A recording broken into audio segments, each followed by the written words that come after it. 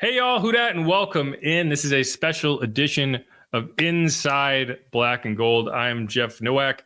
I wanted to give you a quick heads up. So we've decided to change up a little bit about how we're doing these preview episodes over the final few weeks of the season. We're still going to do a crossover episode with the opposing teams, with a reporter of the opposing team, but we're going to try to post those episodes earlier in the week, so they're a little separate, and we talk a bit more about them on the back end. It'll be two segments. First will be the interview with Jason B. Hirschhorn, who's a reporter for the Packers, also the co-founder of The Leap, which is a newsletter covering the Packers. A lot of great insight from him on what the Saints will be looking at, what the state of the Packers, how they feel about Aaron Rodgers, that sort of thing. So we'll talk all about that. And the final segment will be me and Steve kind of diving into a little bit more about the matchup. If you're a podcast listener, then this will be part of that full preview episode. It's going to post on Friday, but we didn't want to record the full preview on Thursday morning before the Saints even have a practice, because why would we do that? I mean, it's just not, we don't have any more information than we had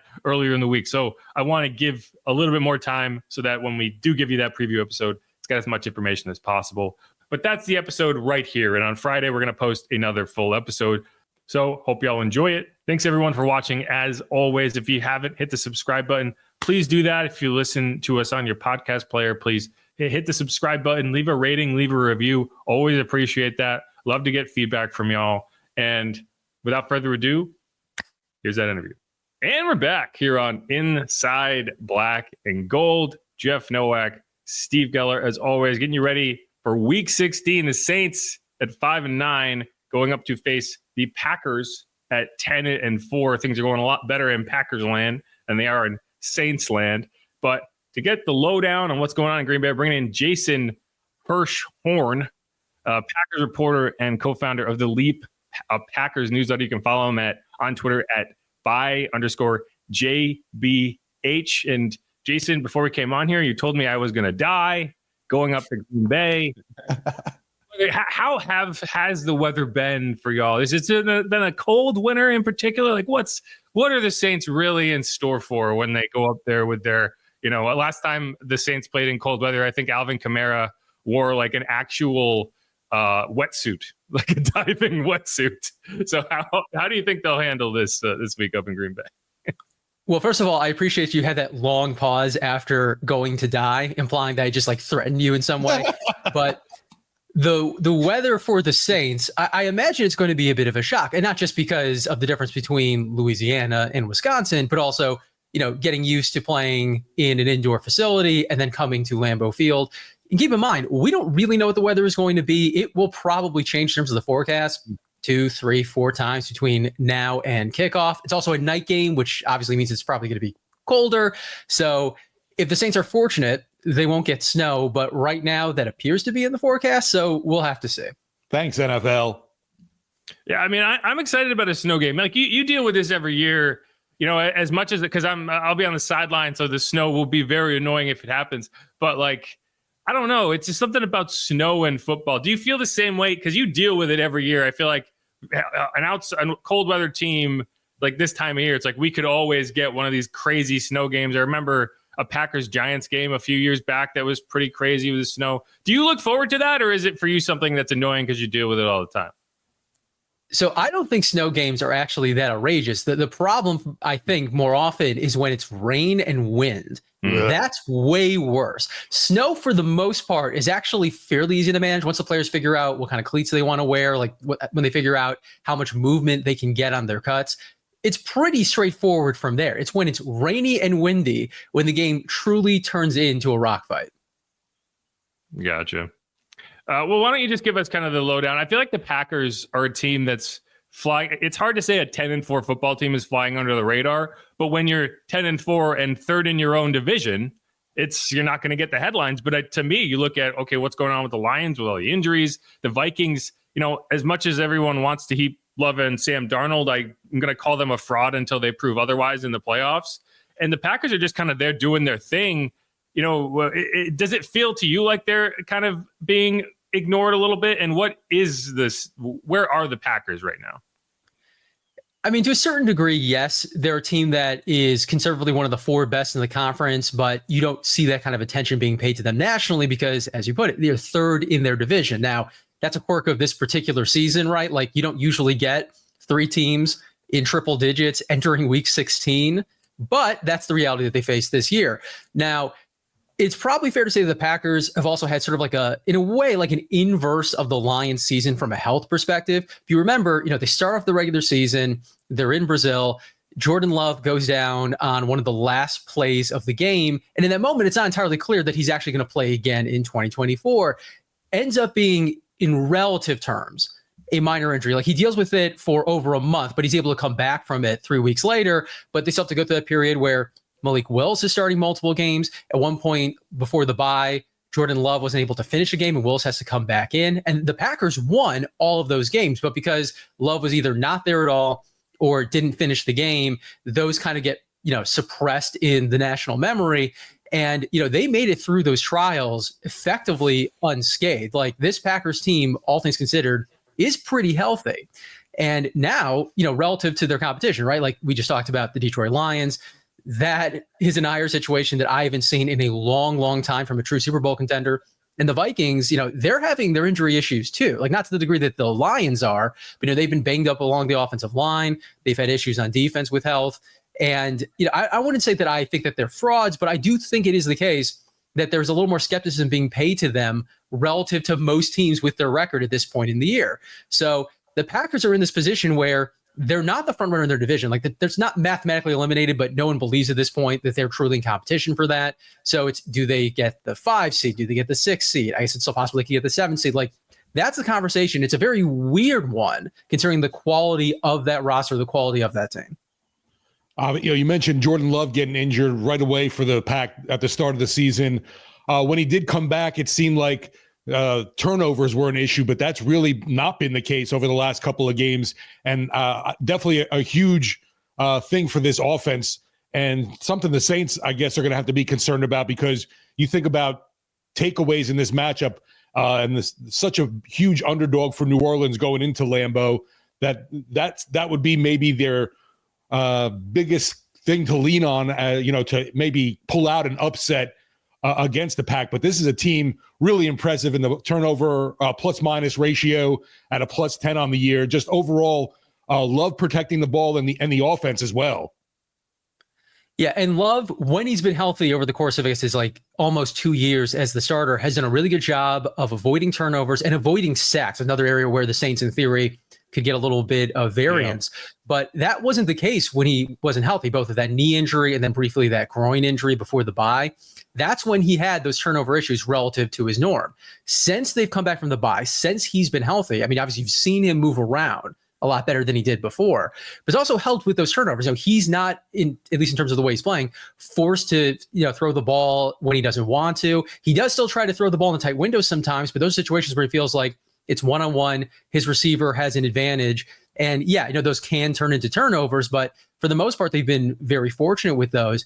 I don't think it's impossible that Love could have another game with multiple turnovers. And I would also point out, it's not just Love that the Saints could get a turnover from. If you remember this past week against Seattle, it was Josh Jacobs who fumbled the ball, gave Seattle the opportunity to close the deficit to 10 points. That's the kind of thing that can happen too. But in terms of Love, he is playing really good football right now that he's healthy. Again, I think that's the key part. Once he got healthy again, he was able to navigate the pocket very well, avoid sacks, for the most part, avoid turnovers. And that's really the Jordan Love we've seen for the most part when the Packers have been successful. Yeah, and you mentioned Josh Jacobs there, and Josh is one of these running backs this year that I feel like is kind of carrying the torch for like, hey, next time there's an offseason with 6-star running backs and free agents, maybe go pay one of them, because you look around the league and at the running backs that were signed this offseason, basically everyone is leading the charge in terms of an offense for a playoff team, right? With the exception of Tony Pollard of the Titans. Like, you got Saquon Barkley, you got Josh Jacobs, you got Derrick Henry, you got Joe Mixon, Aaron Jones over in Minnesota. Like, it's the narrative, I think, is quickly turning in terms of how the running back position is going to be valued, at least to some degree. And it seems like Josh in particular has really come on over the last 2 months or so. He's got 11 touchdowns in his last 7 or 8 games. How has he kind of fit into that Matt LaFleur's system. Is he kind of finding his way as the season goes? Because he seems like the type of running back that as you get later in the year, these cold weather games, these playoff games, that's the type of running back you want out there. They have definitely recalibrated the offense around what he can do. Now, when they had Aaron Jones in the past, they were, for the most part, a very effective run game and a very effective offense overall. It wasn't like there was an issue overall with that offense. But Aaron Jones, like a lot of running backs, there's a limit to how much volume you can give him. Josh Jacobs, there probably is a limit, but the Packers haven't found it yet. Like on that first drive this past week, the Packers had 10 plays. Josh Jacobs touched the ball on 9 of those. And the one that he didn't was an unplanned Jordan Love scramble.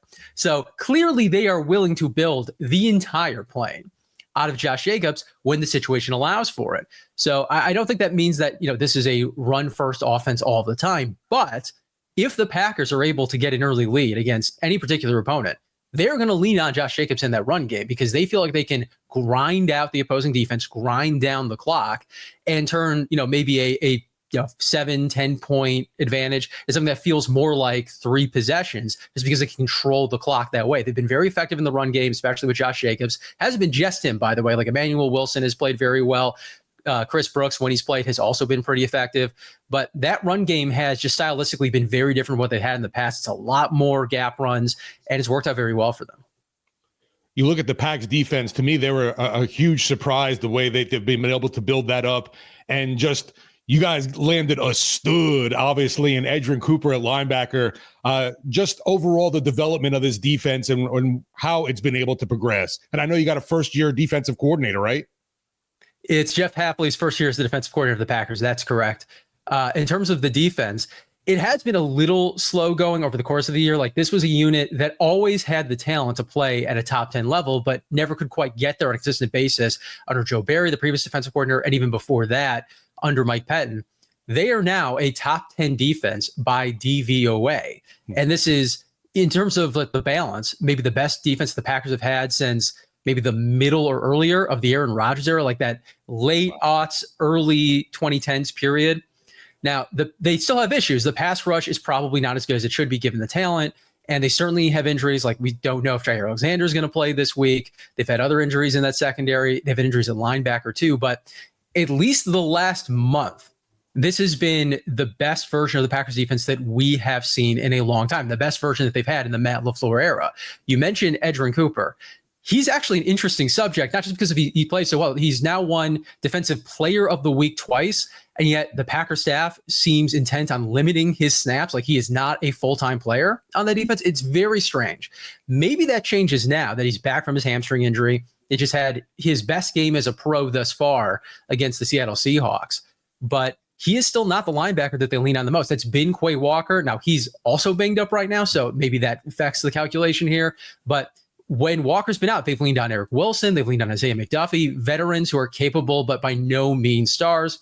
So we'll see if Edgerrin Cooper coming out of this last game is able to carve out a little bigger slice of the pie, or he's going to go back to playing, 20 to 30 snaps, which is a lot, but it's not the full-time amount you expect from a player who's capable of tilting the field the way that he can. Wow. Yeah. So I guess if you go back to week 3 of last year, because that's when a lot of Saints fans who are going to see the Packers play again have watched that might be the last time a lot of Saints fans watched the Packers. And I feel like at that point, it was really early in Jordan Love's first year as a starter. Obviously, there are different pieces. Xavier McKinney is a big free agent signing. He's played very well. We talked about Josh Jacobs.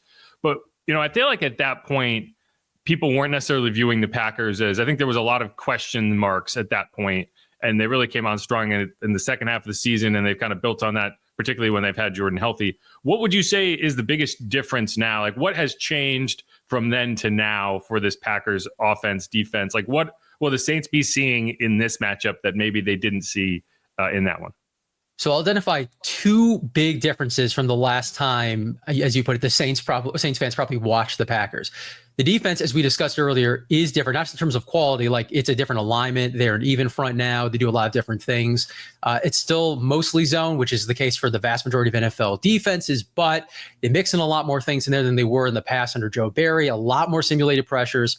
You'll get a lot of blitz looks where that multiple guys are going to drop into coverage, but you don't know which ones will change play to play. So there's a lot more variance in that regard.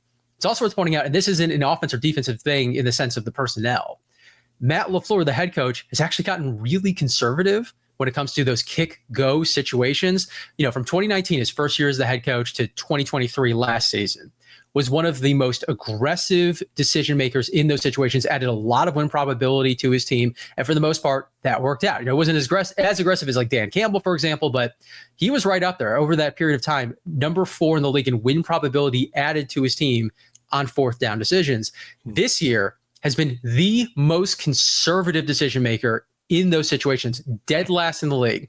And it's kind of hard to figure out why. Like, if that had happened a year ago, you could have said, well, it's a new starter at quarterback, so I'll have new pieces of the offense. Maybe that's factoring into it. But then this year, the offense is one of the best in the NFL. The defense is better. So if you don't make it, you feel like you have a better chance of stopping the opposing team. And yet he's been so conservative. So that came up the last few weeks, especially that game in week 15 against the Seahawks. It wouldn't be shocking, especially if this game's a little tighter, about the middle 8, that you see some of those decisions crop up again. It's been a very weird development, but it's something worth noting. It's interesting because, it's obviously not a fourth down thing, but that's one of that week 3 game last year is one of the few times, like, I've seen we're going to go for 2 down 14 when we score that first touchdown. I've seen it attempted a lot. I've very rarely seen it actually work out where they convert on the first one and they win because they scored 50 and down 14, right? But that was one of the few times, and I appreciated it because it makes it a lot easier for me to explain to people why that's done, because that's all of our local fans watched exactly why you would do that play out in real time, and the Saints lost because of it. And it's just funny because it's like, that's when I think of Matt LaFleur, I think of like, oh yeah, that's the type of decision he would make that Dennis Allen would have never made if you gave him a 500 we're down 14 scenarios. He's never going for 2 on that first one.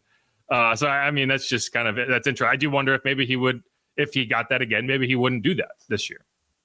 Yeah, in that kind of situation, he still might. It's really those kick-go in the, not necessarily in the middle of the field, but when you haven't just scored a touchdown, he has been extremely conservative this year, and a lot of us just don't know why. Like, he's got the offense that makes you feel like you can convert in those situations. He's got the defense that make you feel like you can still be right if you don't convert. And he has been more conservative than he has at any point in his career. And it's not just a little difference. Again, was one of the top 4 guys in the NFL from 2019, his first year as the head coach, to 2023 last year, and is the most conservative now. It's just a very strange development. Maybe it was like a Christmas Carol situation. Like, he had 3 ghosts show up and be like, oh, no. Anyway, topical. Steve, go ahead. Just curious for you. Obviously, the odds are, this matchup is so ridiculous. The Saints are huge odds going into Green Bay, the team, the weather situation, whatever you want to say. But if there is a weakness in this pack bunch, what is something that maybe the Saints would be able to exploit on this game Monday night? So if the secondary remains as banged up as it has been, which means no Jair Alexander, no Javon Bullard. Again, as we're recording this, we do not know if either one of those is going to play. There are going to be opportunities there, both on the boundary and in the middle.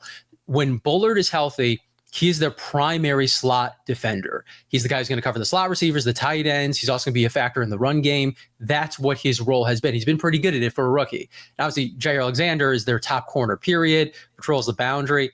If those guys are out, if both of them in particular are out, there are going to be opportunities. You saw the Detroit Lions, for example, take advantage of the boundary and the intermediate area of the field when those guys were either not available at all or they were pushed into different roles. That's a thing that obviously the Saints don't have that degree of firepower, right? Like, that's, the Detroit Lions are one of the best offenses in the league, but those holes will be there in the defense for the Saints to potentially take advantage of. Now, I don't know who's going to be running that Saints offense. I don't know who's going to be around the quarterback running that offense, but if they are, capable, if, let's say, if Derek Carr comes back or Spencer Rattler has maybe the best game he's ever had as a pro, there will be opportunities there if those guys are out.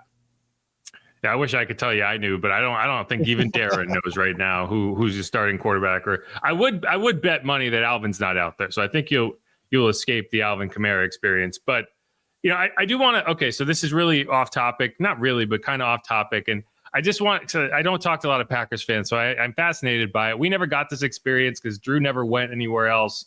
I grew up watching the Giants. Eli never went anywhere else, so we never had to grapple with experience. But like Tom Brady, for example, went and played for the Bucs, and so Patriots fans had to be like, oh no, like, do I like him anymore? So Packers fans have actually had to do this twice, with Brett Favre obviously going to the Jets and the Vikings. And now you have another former quarterback going to the Jets and causing all sorts of drama. What is the kind of prevailing feelings among Packers fans for Aaron Rodgers at this point? Because it seems like he's more trouble than he's worked for the Jets. And personally, I'm tired of hearing him talk. But I'm curious because he did a lot for the Packers. I mean, he was a great player for so long. Do you look past that and just remember the football player part of it? Like, how do you measure that in your mind? I mean, I just report on the team. I feel like I'm not the best person to answer this question, but I don't think there's just like one answer that accounts for that entire group of fans. Like there are people in that, like a large group of people in the Packers fan base who feel as strongly about Rodgers now as they did when he won his last MVP, when he held up the Lombardi Trophy. Like they feel that way about him, and obviously for good reason, right? One of the greatest players in NFL history. And there are people who, even before he had departed Green Bay, were kind of like you. We're very just exhausted by the whole routine. And there are plenty of people probably in the middle, right? Like still feel strongly about him, but maybe don't want to hear as much from him. I think being on the Jets is really amplifying some of those worst qualities, right? Like the Jets themselves, dysfunctional. You know, if you've read that article that came out earlier today, you know, when you're worried about Madden ratings as it pertains to your team building, that's a problem. That's not Rodgers' fault, but it's also the team that he's now on. Overall, though, I would say that it's probably going to be good for Rodgers whenever he's been out of the league for a few years, like, you know, whether that he retires this offseason or in a future offseason. And, you know, he's just out of the news cycle for a while. I think a lot of that will settle down. Like just by point of comparison, when Brett Favre left, obviously there was a lot more acrimony than there was with Aaron Rodgers. And it took a long time for the fan base to like collectively, for lack of a better way of putting it, wrap their arms around him again. I don't think it's going to take quite as long with Rodgers, barring something unforeseen, which you can't totally rule out. But, you know, if Rodgers is out of the spotlight for multiple years and then comes back to Green Bay for, you know, a number retirement or whatever, I do think that the reception is going to be pretty warm. Like, again, he's the guy who gave them their second sustained run of Hall of Fame quarterback play. And at a certain point, unless he just makes it impossible to ignore his other qualities, I think that's going to be the prevailing characteristic that people remember. I do shudder to think what Brett Favre's retirement might have been like if Twitter was what it was at that point. But I guess I do have it. So do you appreciate how fortunate of a quarterback situation the Packers have had over the last like 2 days? Like the idea that they went from Brett Favre to Aaron Rodgers to now Jordan, like there was not even a down season beyond injuries. Like that's remarkable. And I just curious, like, do Packers fans, generally speaking, the ones you encounter, do they appreciate the privilege they have of not having to deal with a single season of a bridge quarterback over that entire span? Because it's crazy. I think in like an academic sense, there's an appreciation. I don't actually know that there's a full like understanding of what it's like to live the other way. In one of my earlier jobs, I covered the Los Angeles Chargers, and it was in particular the Phillip Rivers' final season. So I've seen, and that was a guy who was a great quarterback, like a borderline Hall of Fame quarterback at his peak, but clearly not playing anywhere close to that peak anymore. So I've seen up close sustained mediocre quarterback play. So to look at that and then look at what the Packers have had basically my entire existence, you know, you have to appreciate it, right? Like there is basically no parallel for this in the NFL. I mean, we may never see again where you have Hall of Fame quarterback followed by Hall of Fame quarterback followed by at least a franchise quarterback. Like we don't know what Jordan Love is going to be ultimately, and I don't think anyone should put like Hall of Fame expectations on a guy who's not even through his second year as the starter. But you know, he's at least pretty good, and to get that for whatever it's been, like 35 to 40 years, is just incredible. Yeah, whoever's in charge of the scouting the QBs over there, obviously kudos to them. And I'm surprised I don't know if it's the same person, honestly, that's been around, but they've done a phenomenal job, obviously, with QB talent. It's the script writer, Steve. We've gone over this. Right. That's why we have the Monday night game right before Christmas in Green Bay, right? Mm-hmm. So to me, it's the scouting, but it's also the process, right? Like most teams don't have the balls to go in the first round and draft a quarterback when you have an MVP caliber quarterback, which the Packers did twice. And in the moment, you're like, I can't believe they did that. You're going to piss off the quarterback, but then you're here now and you're like, okay, I get it. It worked once, it worked again. I'm sure if Jordan Love is a Hall of Fame quarterback, plays 10 years in year 8, they're going to be like, Okay, I'm the first drafting round guy. quarterback. Let's do it. Anyway, it's just it's when you watch a team like the Saints right now who just feel like they're in quarterback limbo because they never did it with behind Drew. The Saints haven't drafted a first round quarterback since Archie Manning. It's a crazy thing. So I don't know. That's all the questions I have. Steve, anything else for them? Jason, go here. No, definitely appreciate the time today, Jason, for sure. And we'll see if Jeff survives his trip up to Wisconsin. Windsor tires will be your friend, and a warm jacket. Yeah, the Saints are going to load me up with all the cold weather gear they have on the sideline. So I think I'll survive. My wife wanted to go up for the trip. I was like, "You're going to hate yourself. Why do you want to do this?" She's like, "I want to see snow on Christmas." I'm like, "You'll get that." It will be your last Christmas. Yeah. Fair enough. All right, Jason B. Hirschhorn. Follow him on Twitter at @byjbh. Covers the Packers and also the co-founder of The Leap, a Packers newsletter. Thanks so much for the time, man. Hope to see you up there. All right. Take care, guys. Thank you.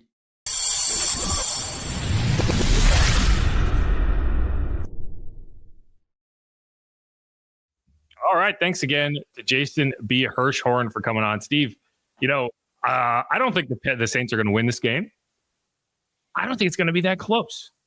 But I do think that a snow game's better than no game, right? It's like what snow dad's better than no dad.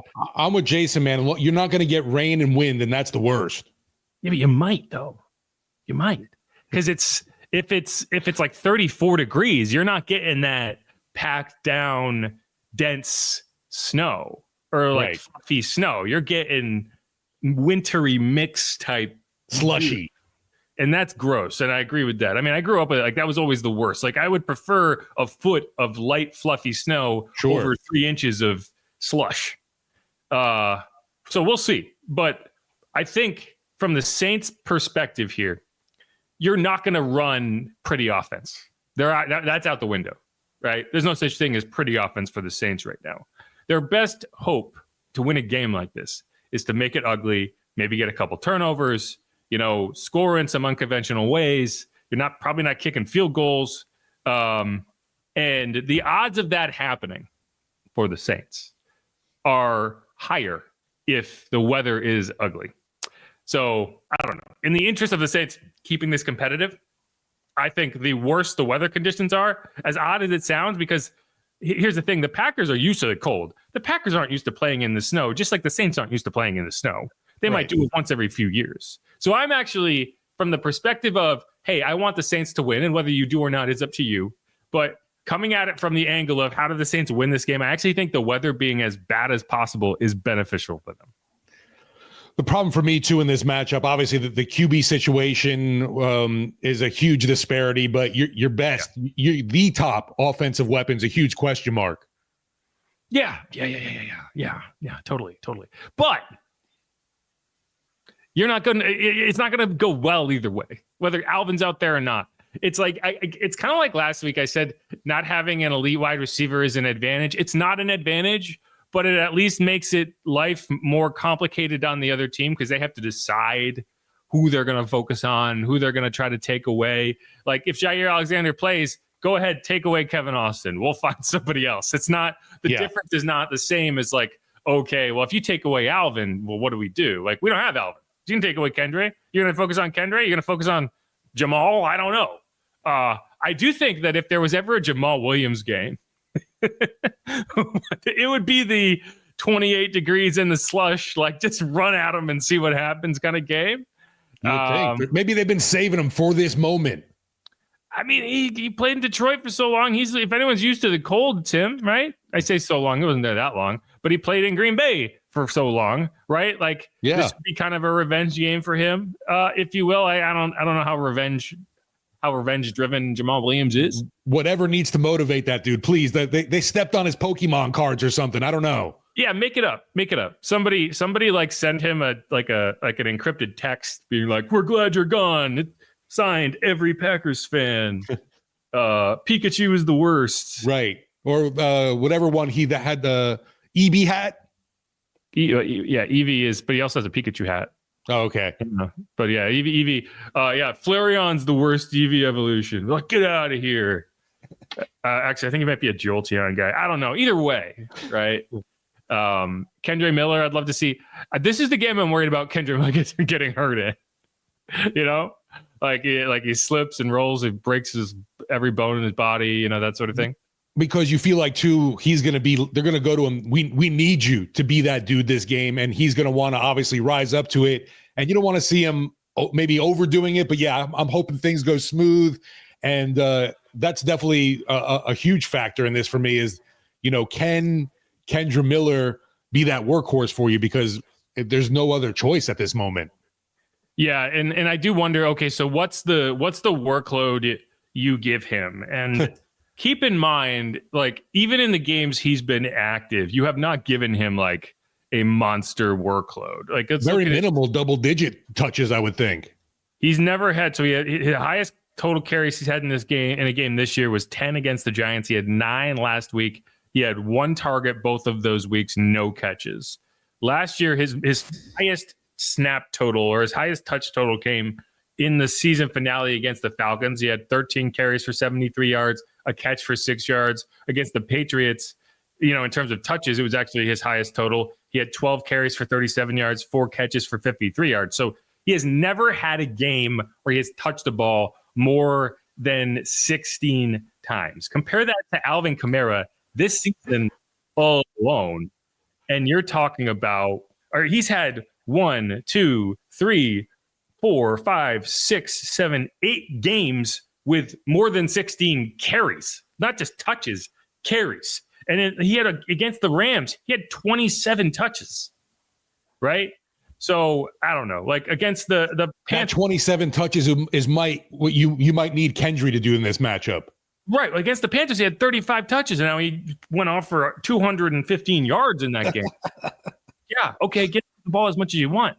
But, like, can Kendre survive 30? Right. I don't know. I'll put it hopefully around 25 at least. I think I want to max out at 20. If it gets to that point. And if it does get to that point, it means you're moving the ball with him. Like you're not getting to 20 touches if you're going 3 and out over and over again. Like you're getting to 20 if you're actually getting first downs.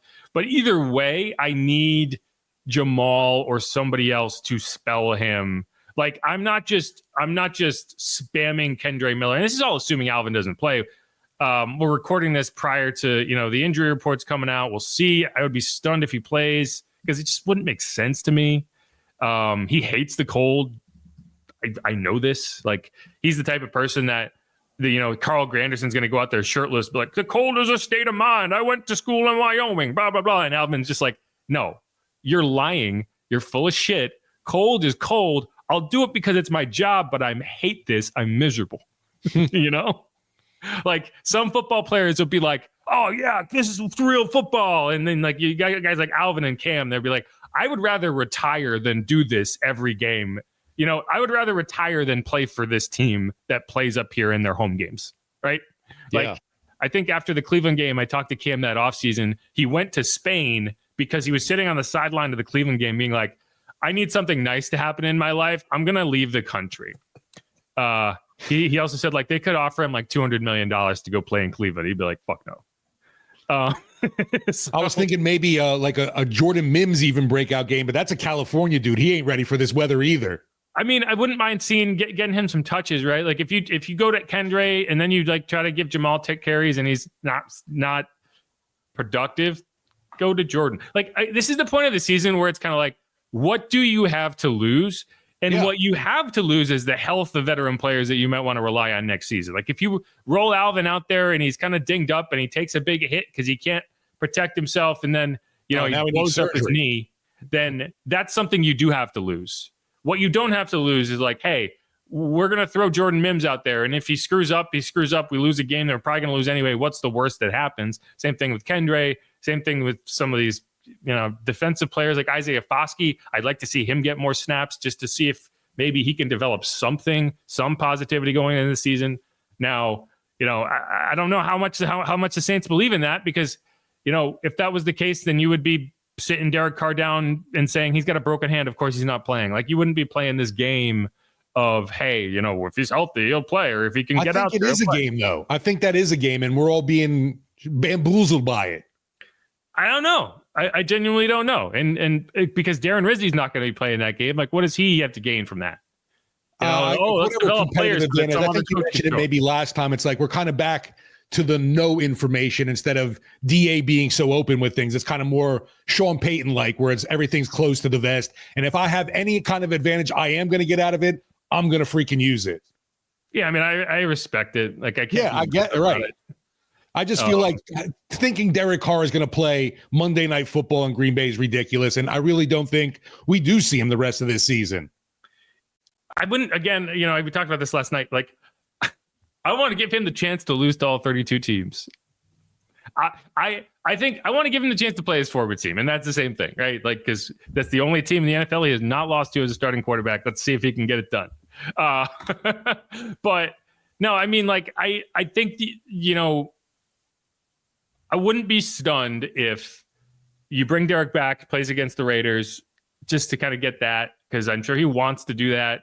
I don't think it makes any shred of sense to send him out there in 20-something degrees in a game that doesn't really matter for the playoffs. And his left fractured hand crumbles like ice. He probably, they probably won't even have to numb it up. Like, that's the only benefit of that. Like, it's like just put it in a snowbank and come on.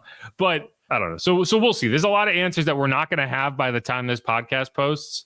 So just kind of bear with us on that front. Like, the final injury report won't come out till Saturday. We'll get injury designations, and that's the point. And I'm sure there will be questionable on there. Like, I'm sure Derek will be doubtful or whatever. So right. We'll see. But either way, that's the game. That's how it's going to go. I'd be surprised. I think the Saints will cover. I do think the Saints will cover. I don't think they lose this game by 3 scores. I was shocked in our Pick 6 segment this week on Sports Talk. Even the Cajun Cannon took Green Bay with the points. I was the only one taking Saints, getting the points. So I was even surprised by that it was 13.5 when Charlie read them off. So, I don't think any way, shape, or form what you've seen from this squad, especially with with Darren Rizzi as head coach, they're playing hard still. Nobody's given up. And to me, that double digits, I think maybe an 8-9 point game, sure, but I don't think it gets up to that high as 2 touchdowns. See, I'm not betting the line right now. Because I'm on the Saints in this line, like, I think that the defense is playing pretty well, the pass rush is playing well, but I think that I am in the minority in terms of people who would be betting on the Saints right now. And when I feel that way, I'm waiting. If I'm putting money on the Saints, I'm waiting right up until game time, because I think that line's going to go further. Agree, just because we're going to get more news about Kamara and whatever. Yeah, I guess Kamara, but more importantly, Derek Carr. Like, once it becomes clear, even from does anyone really think he's playing? I think from a bettor's perspective, you're going to hold out and wait until you get some injury reports, right? You don't have to make that bet now. You can make that bet 2 days from now. And when it becomes very clear that Derek's not going to play, which then I think that line starts to go even further up. And if I can get it at 16 and a half, I like it. 14 is tough, because I think there's a scenario where they lose by 14. I just don't see a scenario where they lose by 21. Now, I could be wrong, because that's exactly what I thought in week 6, and they did. So no, to me, I'm right in that 9 point range. I don't think it'll be more than that. Yeah, I think they'd lose this game. Like, they're going to lose this game. I think 10 is and here's the thing. Again, there's no Christmas miracle coming. We go back to, if it's a snow game, if it's ugly, if it's gross, there's not going to be that many points scored. And, I don't think they get shut out. Maybe they do, but I don't think they do. So that's where I am. Blake Groupie revenge game in the snow. I don't make him kick 50-yard field goals in this game, guys. Don't do it. Don't even try it. Go for 4th down. Like, if you're 4th and 3 from the 35, go. And it's not an indictment on the kicker. It's an indictment on the idea that you're going to kick a 50-something yard field goal in the cold, in the wind, in the wet, in the snow. You don't do it. Don't do it to them. Because at the end of the season, you're not going to look at that and say, oh, well, all these 50-yard misses came in bad weather. They're going to be looking like, oh my God, he missed all these 50-yard kicks. Like, you're give the guy a fighting chance. Anyway, let's wrap up this segment. If you're watching this on YouTube, this is going to be the end. We decided, as I mentioned at the top, We decided to post this as a separate episode to kind of get that midweek episode for you. If you're listening to this on the podcast, you'll get the final segment coming up after this. We're going to do X Factors, just a way to kind of give both sides of the coin some extra content without, wasting our time on a full preview episode that isn't. I mean, why are we doing that? So that's it. Hope y'all enjoyed it. Thanks everyone for joining in, for listening. If you haven't subscribed yet, please do that. If you're watching this on YouTube, obviously ring the bell, leave a comment, tell us what you thought, tell us what you want to see more of. If you're listening on your podcast app, hit the subscribe button if you haven't already. If you haven't left a review and a rating, please do that. Really helps us out. And otherwise, thanks y'all. Who dat? Go Saints. It's going to be cool.